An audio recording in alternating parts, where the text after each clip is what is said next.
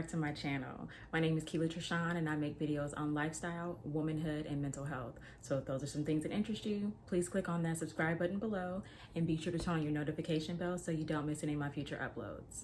Okay, so today's video is going to be a little bit different than what I normally do. I've put up a few like corporate America, corporate world type videos, but I kind of wanted to start doing like a little story time because I've been in the workforce for a long time and I got stories. Like a lot of the jobs that I've had are some type of customer service, and when you're working with the public, you know, crazy things happen. So I've worked in banking, I've worked in the rental car industry, and I've also worked in the insurance industry. So I've got stories from all of them, but I'm gonna start today with a story that happened when I was working in a bank. So I'll kind of like preface everything for you, and then I'll get into what actually happened and how it ended. So yeah, stay tuned. Okay, so let me just start off by saying I'm sorry if you hear some loud noises in the background. I'm right by a window. I tried to close it, but it's not blocking off all the noise, so I do apologize.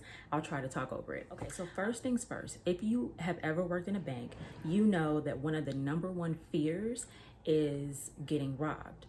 You get a lot of training on getting or what to do in case of a robbery. You also get a lot of training on how to detect fraud. Banking is just kind of like a hot spot for people to come and try to, you know, cash a bad check, or I don't know, just try to get money that isn't owed to them. So this particular situation happened. I had been working in the bank for a few years by this point. But basically, it was a normal day and I had a customer come in with a check that was like a few $100. So it was below the threshold that we would look at and consider it to be a red flag, but still you want to do your due diligence, checking all of the criteria that they tell you to check to, you know, just make sure that the check makes sense. So I did everything that I was supposed to do, but I did miss one step. I didn't really think much of it because again, the check was relatively small. I, you know, cashed the check, moved on with my day, and that was it.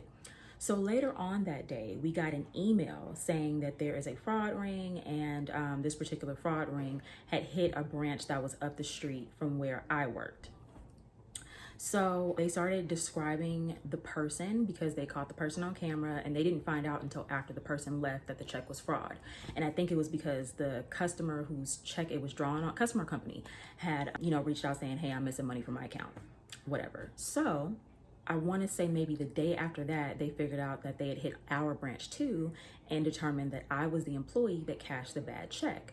So because it wasn't a huge dollar amount, I didn't get like extremely reprimanded, but I was talked to because the one thing I didn't check was really simple and something that could have prevented, you know, the check being cashed. So I was talked to, and it was just like, hey, you need to be careful, make sure you check this and this. Like, obviously it's clear that this doesn't match, whatever. So I was a little in my feelings because, you know, up until that point, I had had a couple of hiccups, but for the most part, like I was a really good employee. I had done everything right, and I had planned on staying in banking for like my career. So I was upset. And you know, I was mad at that person. Like, obviously it's not like he was coming in to specifically target me, but I was still mad because it's like, wow, you know, I worked so hard to kind of prove myself, and then now I look stupid because I missed something. So it was my fault, but I was mad at the person.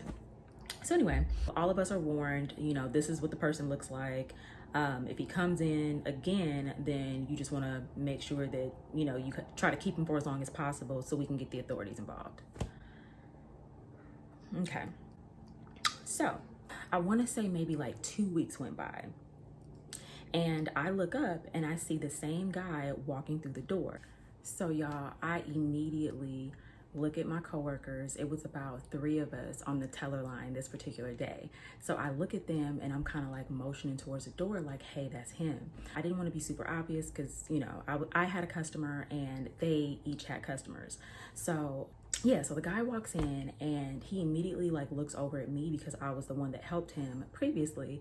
So my guess is he probably wanted to come to me again because he's like, okay, well, she cashed the check, so, you know, she know who I am, she'll just do it again. Little did he know I knew what was happening, so he was gonna get got. But anyway, so he ends up not going to me. My customer was taking a little bit longer than usual, so then he ended up going to the girl that was right next to me. So I was on if we're looking from my point of view, I was on the left, and then the girl he went to was in the middle, and there was another employee on her right. So I'm helping my customer, but I'm still kind of like listening to see like what's happening there. And this particular employee, she was really good. She had like kind of handled situations like this before. So I'm like, okay, he came to the right person. So she's like looking through the account information and doing like her normal process. And then she says to him, okay, give me 1 second. I need to go and get an approval. so I think that those words triggered him because he knew that the check wasn't that large to like need an approval. So clearly we were on to him. And I think that's what tipped him off. So she went to the supervisor's desk, and the supervisor sat right behind the teller line. So he was like right there in the line of vision. So she goes to him and they're kind of like just talking, but like on the low. Now, the way the bank was set up, we didn't have that plexiglass. So we had those windows that you can like push in and out to like basically let the customers know whether you're open or closed. We had those. And the counter was kind of like big. So there was like a space between us and the customers, but it still like wasn't any real protection. The guy, the fraudulent person, he starts like kind of pacing back and forth like he's antsy, and he's like, you know what, it's okay, like just give me back my ID and my check. I'll come back later. I really have to use the bathroom. So my coworker's like, No, it's okay. Like, just, give us a couple minutes. It won't take that long. We're just checking a couple things. And so he's like, no, I need you to give me back my ID and my check.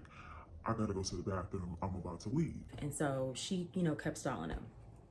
So this went on for like a few minutes back and forth, and the guy like waited, and then he's like, what's taking so long? Waited, what's taking so long, whatever.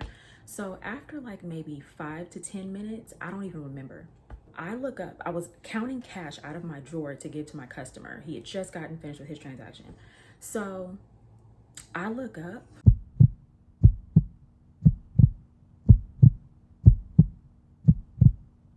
and I see this man, okay? He jumped over the counter and he pushed my coworker and was like, give me back my check and give me back my ID. He pushed her so hard that she hit like a door. She hit it hard. And we were scared, like hoping that he wasn't going to do anything additional. But mind you, all of us are sitting there with our cash drawers wide open, and he's literally on the teller side. So I'm shook. At this point, I am like frozen. I don't know what to do. I don't know whether to move, whether to say anything, whether to scream. I don't know. So he got his stuff, whatever. And then he jumped again, and he jumped back over the counter, and then he left. But here's the thing. So in order to leave that bank, you had to go through double doors. So one would close, and then you got to go out the other door. So I think the security guard had like locked him in there. It was like a final attempt to try to like keep him there until the cops came. And the guy was going berserk. Like he was screaming, like, let me the F out of here. Like just cussing. I'm not gonna do all that on camera. But yeah, that's what he was doing. The customers are kind of shook. We shook. And my coworker, she's still on the floor, and she's, visibly upset. Completely makes sense. Even the supervisor at the time, he was a male, and I think he just kind of sized up, the guy, like, okay, I'm not about to be a hero. I'm just gonna stand back and let this play out. And he didn't want to get, injured either. So I think the biggest thing, we were scared because we didn't know if we were about to get robbed, if he was about to pull out a weapon. Like we didn't know what was going to happen. So when he left and got caught up in the doors and he was just acting crazy, I think the manager ended up coming out at that point and was like, just let him go. Like, we have a description of him. He'll eventually get caught, but like we don't want to like put anybody in danger in case he does have some type of weapon or whatever. So the guy ends up leaving, and I feel like he got caught maybe like either that same night or within like a day or two. I don't remember because this was like over 10 years ago. But yeah, it was bad. So my customer was like, he looked at my face, and I mean, I'm already a lighter person. I was pale, okay? I didn't know if I peed on myself. I just didn't know. Like it was so scary. So when I finally got myself together, gave that guy his cash, we basically helped the remaining customers that were in the branch. And I want to say they closed for like an hour or so, just to kind of have us gather ourselves, because it was like in the middle of the day. So we still had a few hours left before we actually closed. So closed the bank or whatever. And the cops were called. Cops came in, kind of just like talked to everybody. And my poor coworker, we had, you know, taken her to the back to just make sure she was okay and get her out of the lobby. She ended up going home, rightfully so. And I don't think she came back, now that I think about it. I think she was done. I think that day she was like, yep, banking is not for me. Totally understand. So anyway, that was pretty much it on that. I want to say, again, the guy got caught.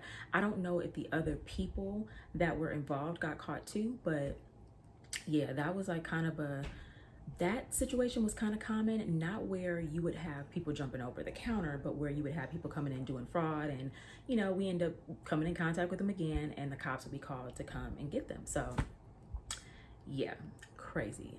But thank God no one was hurt. It was scary, but, you know, we all got out of there unscathed, to live to tell another story. So that is all for that situation. Again, I do plan on telling like multiple stories on just the different things that I've encountered in my work experience.